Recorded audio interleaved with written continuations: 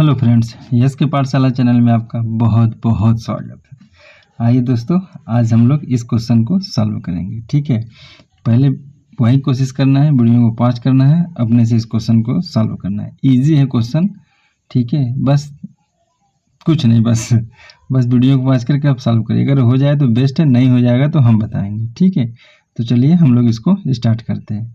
यह क्वेश्चन पिछले साल जो ग्रुप डी का पेपर हुआ था उसमें पूछा गया था। ठीक है, मैं जितने भी क्वेश्चन कराता हूँ प्रीवियस ईयर ही कराता हूँ। ठीक है, चलिए, तो जो बच्चे नए आए हैं तो एक बार चैनल को सब्सक्राइब कर लीजिएगा। ठीक है, तो चलिए हम लोग स्टार्ट करते हैं। देखिए क्वेश्चन क्या बोल रहा है, राम की आयु 55 वर्ष है और सोम की आयु 25 वर्ष है। तो हम लोग एक जगह लिख लेंगे क्या, राम, आराम से समझते जाइएगा, और एक जगह लिख लेंगे अच्छा सोम है, हम श्याम लिखने जा रहे थे सोम। ठीक है, बोला राम की आयु कितना है, 55 वर्ष है।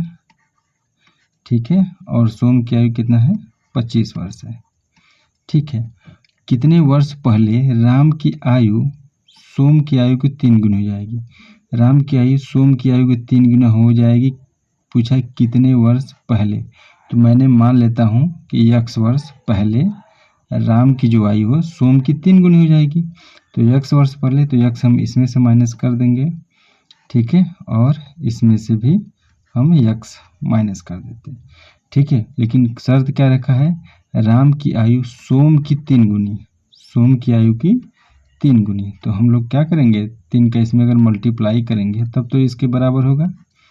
ठीक है, यहाँ शर्त दिया है कितने वर्ष पहले, तो मैंने मान लिया x वर्ष पहले जो राम की आयु ना सोम की आयु की 3 गुनी हो जाएगी। ठीक है, इक्वेशन को अब बराबर हो गया, बस इसको सॉल्व कर देंगे।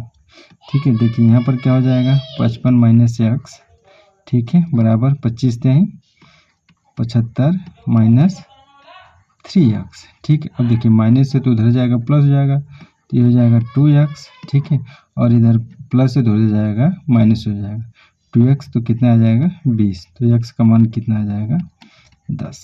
एकदम इजी मेथड से सॉल्व हो गया। ठीक है, तो इसका सही आंसर हो जाएगा 10 वर्ष पहले जो राम की आयु है सोम की आयु की 3 गुनी हो जाएगी। ठीक है, एकदम अच्छे समझ में आया। तो चलिए हम लोग अगला क्वेश्चन को देखते हैं और सॉल्व करते हैं।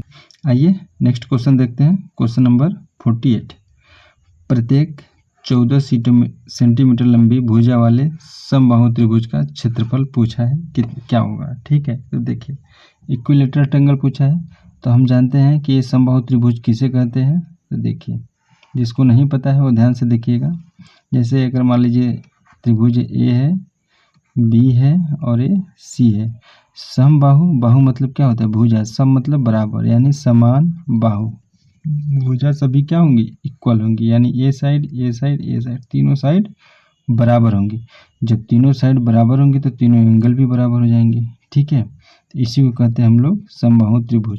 इसका एरिया निकालने का फार्मूला होता है, एरिया निकालने के लिए √3/4 इंटू ए स्क्वायर, जहाँ पर ए क्या है, साइड है, तो बस इसी में हम लोग रख देंगे 3/4 इंटू ए स्क्वायर, मतलब 14 इंटू 14।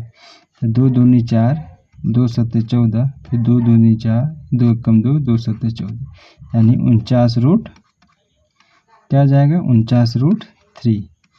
ठीक है, यानी इसका सही आंसर होगा ऑप्शन नंबर 3।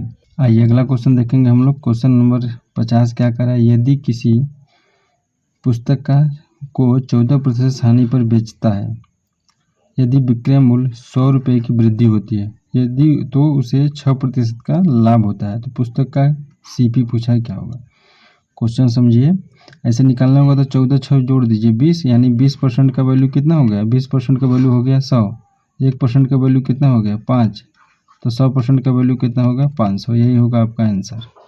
ठीक है, नहीं समझ में आया ना, लेकिन हम समझाते हैं। ठीक है, ध्यान से समझिए। एक दुकान किसी पुस्तक को 14% की हानि बेचता है। मान लीजिए मैं पुस्तक का सीपी माना हूँ 100 और 14% हानि में बेचूंगा तो कितने में बेचूंगा, 86 रुपये में। ठीक है ना, यदि अगर उसे 6% लाभ पर बेचूंगा तो कितने में बेचूंगा, 106 रुपये में। ठीक है, तो देखिए कितना डिफरेंट हो रहा है, 20 का हुआ ना, 6 में से 6 का 0 और 10 में से 8 गया 2, तो ये जो 20 रुपए का डिफरेंट हो रहा है, लेकिन इसी 20 यूनिट का क्वेश्चन में कितना दिया है 100 रुपये।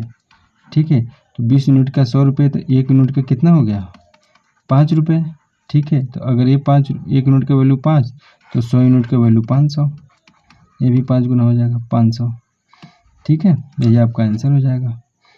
क्वेश्चन नंबर ऑप्शन पहला हो जाएगा इसका सही जवाब। ठीक है, देखिए अगर इससे भी शॉर्ट मेथड आपको सीखना है तो देखिए, अगर यह 14% हानि हो रहा है तो कितना होगा,